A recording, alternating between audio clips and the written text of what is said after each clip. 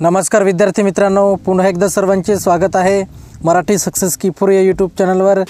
तर मित्रांनो, आजच्या व्हिडिओमध्ये आपण चालू घडामोडी 2024 अंतर्गत 27 एप्रिल 2024 या दिवसाचे काही महत्त्वाचे चालू घडामोडीचे प्रश्न हे सोडून घेणार आहोत।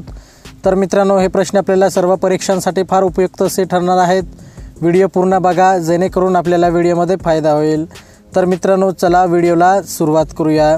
तर मित्रांनो, या ठिकाणी पहिला प्रश्न आहे, मालदीवमध्ये किती जागांसाठी संसदीय निवडणूक पार पडली आहे? तर मित्रांनो, महत्त्वाचा प्रश्न आहे। खाली आपल्याला 4 पर्याय हे दिलेले आहेत। तर मित्रांनो, याचे योग्य उत्तर राहील ते पर्याय 1 90। तर मित्रांनो, मालदीवमध्ये 90 जागांसाठी संसदीय निवडणूक ही पार पडली आहे। पुढचा प्रश्न आहे प्रश्न क्रमांक 2,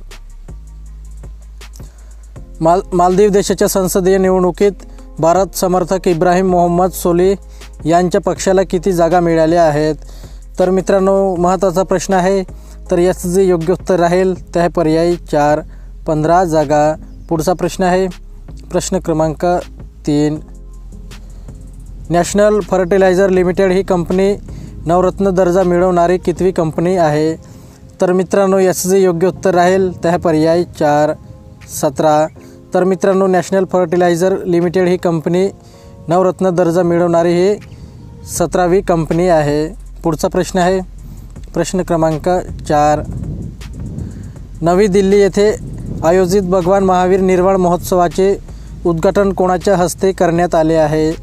तर मित्रांनो, याचे योग्य उत्तर राहील ते पर्याय 3 नरेंद्र मोदी। तर मित्रांनो, नवी दिल्ली येथे आयोजित भगवान महावीर निर्वाण महोत्सवाचे उद्घाटन हे नरेंद्र मोदी यांच्या हस्ते करण्यात आले आहे। पुढचा प्रश्न आहे प्रश्न क्रमांक 5, नवी दिल्ली येथे कितव्या भगवान महावीर निर्वाण महोत्सवाचे आयोजन करण्यात आले आहे? तर मित्रांनो, याचं जे योग्य उत्तर राहील ते पर्याय 2 2250। तर मित्रांनो, नवी दिल्ली येथे 2250 भगवान महावीर निर्वाण महोत्सवाचे आयोजन हे करण्यात आले आहे।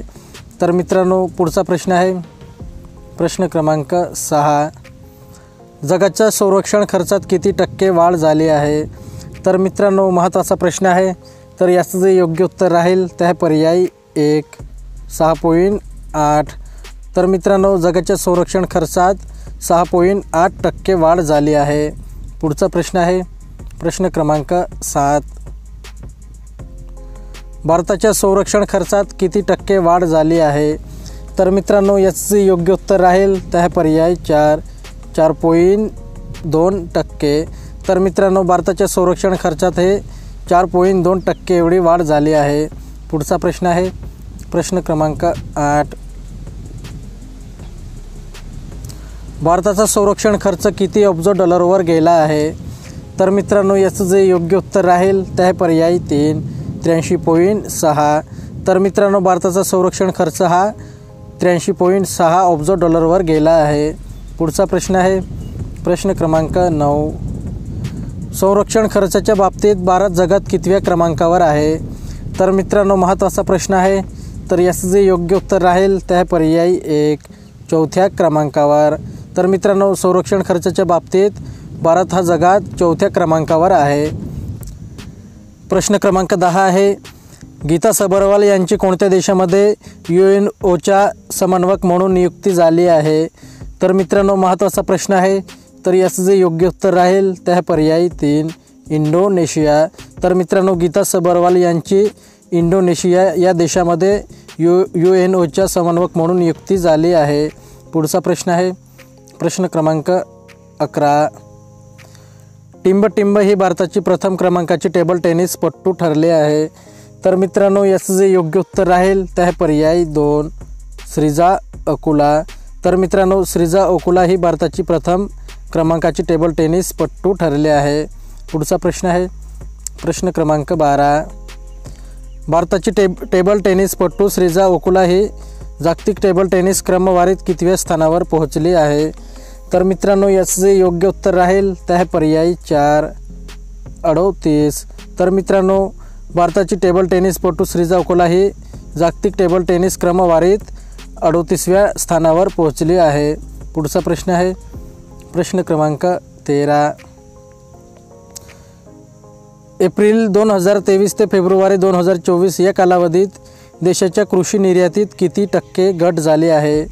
तर मित्रांनो याचं जे योग्य उत्तर राहील ते आहे पर्याय 3, 8.8%.